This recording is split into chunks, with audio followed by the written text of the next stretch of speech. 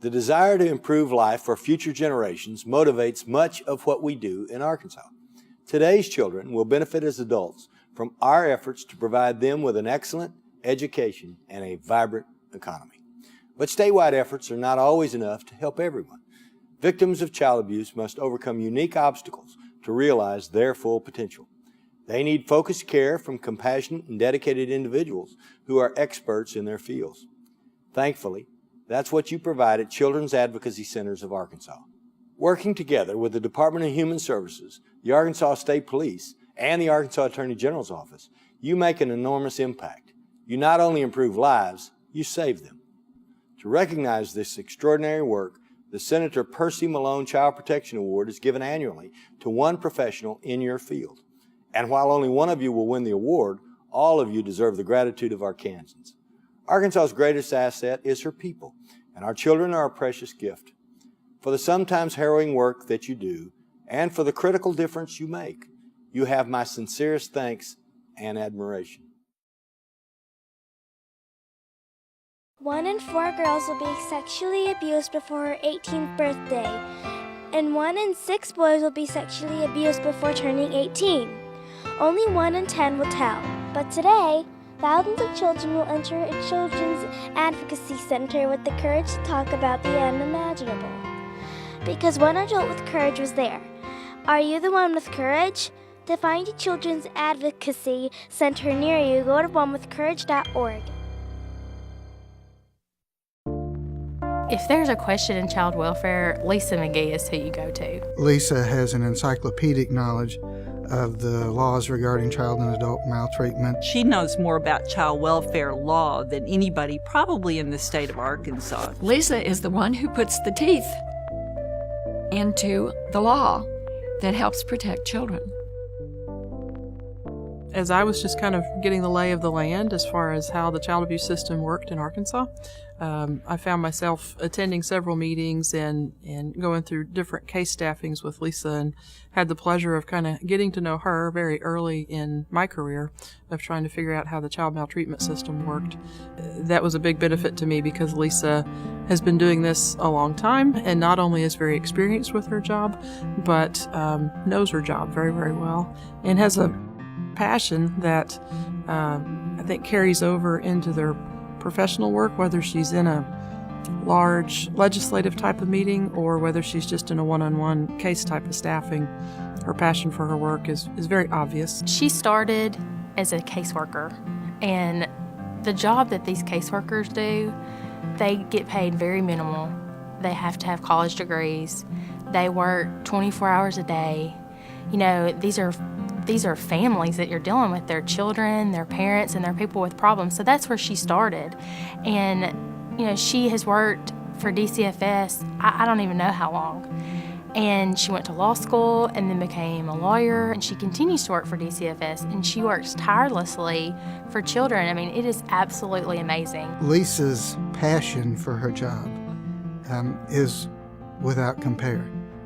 Where you or I might read a historical novel in the evening, she's probably reading some book about psychological markers for child sex abuse predators. And this is her life, and she's completely dedicated to it, probably more than anyone I've ever met. Her job has to do with child welfare, doing the legislation, leading our lawyers, assisting DCFS, and making sure children are protected. And then in her free time, she volunteers for The Call and trains foster parents, and you know, that's what she does for her free time. So she is just a tireless worker for children.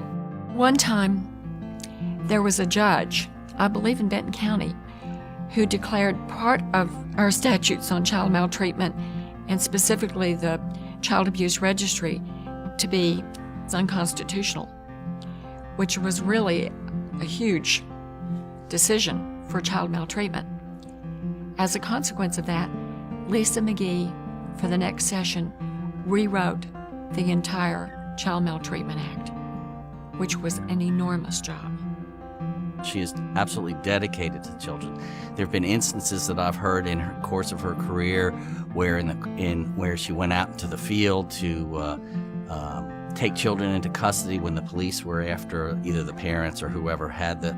And in one instance, she was running down behind the police through this field, wearing her heels, lost her heels, protected the children. And once the children were secure, everybody had to go back and find her shoes. She is the most honest person I've ever met.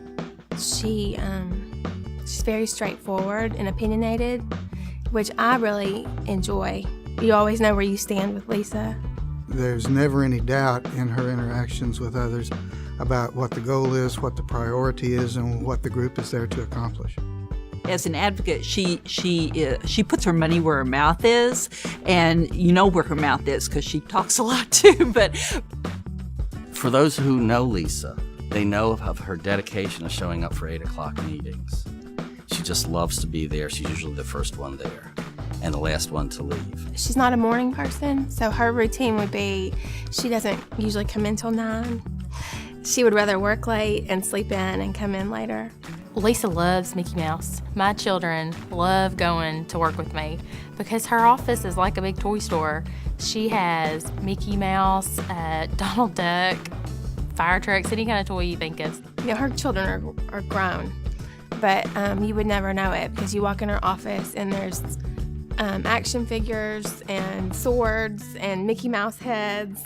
And over at the Office Chief Counsel, we don't have a lot of kids that come through there, but I mean, on the rare occasion that there's a child in the office there, they take them straight to Lisa. she's probably gone to Disney World more than anybody I know and is more crazy about Disney World than anybody I know. Actually, she's fun to be around, too. She's not just a serious lawyer. She's caring, she's good to work with, and I'm going to really miss her.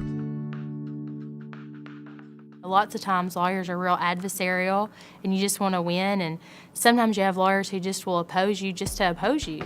And Lisa is not like that. Lisa is about what's in the best interest of these children, what's the right thing to do. And that's always something that she's helped me know, that should be my guiding force, is what's the right thing. I remember one time Lisa told me that, to our dismay, people think up new and different ways all the time to abuse children. And we have to keep the legislation up to date to be sure those people can be properly prosecuted. Where she is right now, she protects children just because she keeps her hand and watches over all of her attorneys and she ensures the safety of children. And I don't know what the department will be like when she retires. I don't know who they're going to get to replace her, because I don't think she's replaceable.